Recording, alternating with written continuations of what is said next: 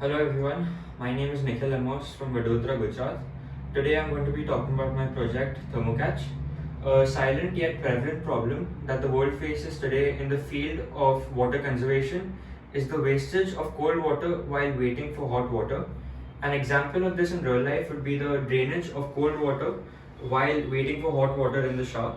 Now, this problem is widespread in India and is further intensified in colder countries such as Canada and Sweden, where the longer wait times lead to greater wastage of cold water.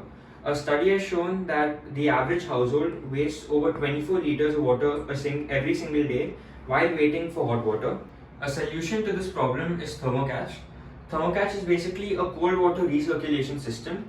So before turning on ThermoCatch and showing you how it works, let me explain the different parts and the flow of water through it.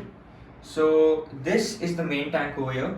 The water supplied by municipalities and the local government enters through the main tank over here, after which it flows through the water heater. Once the water is heated, it flows to the RTD over here, or the temperature sensor.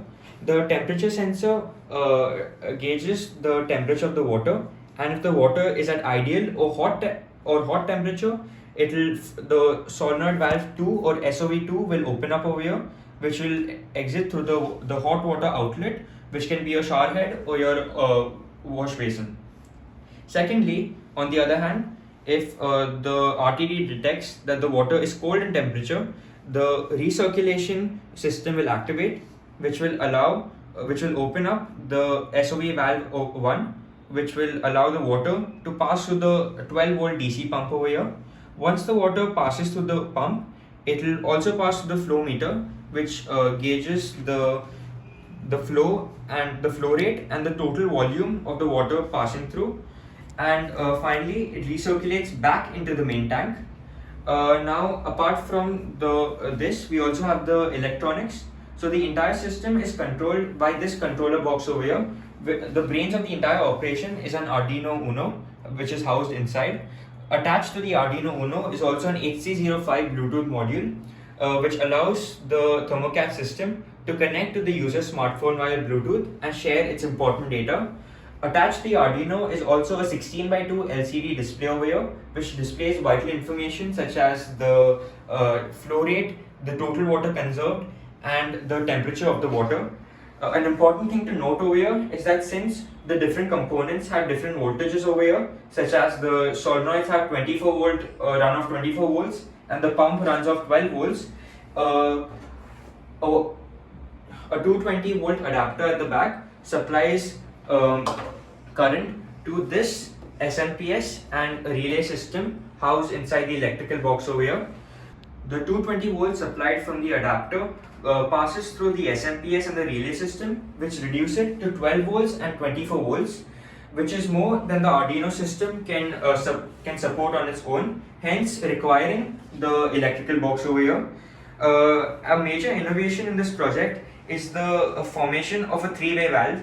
Since a three-way valve is not available directly in the market, we've utilized a T connector along with two solenoid valves over here to mimic how a three-way valve would work. Now let's turn on the system. Cold water has already been filled into the main water tank over here. So when I turn on the system, the water should automatically recirculate through this. Now I'm going to turn on the system.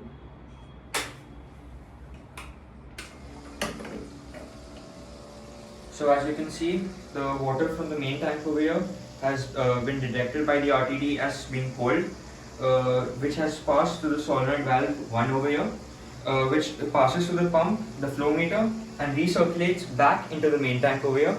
So as you can see,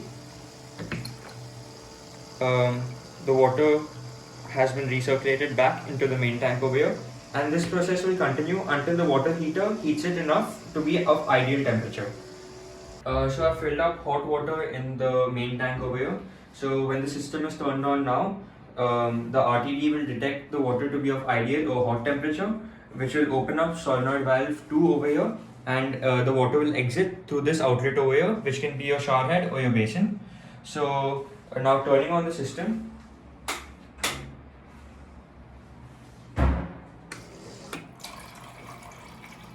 The solenoid valve number 2 has opened up, which allows the water to exit, and the water from the tank is slowly exiting this through this outlet, which can be a shower head or a wash basin. An important thing to note over here is that this system won't be visible to the user once installed in real life, since most of this will be in the plumbing and behind the walls.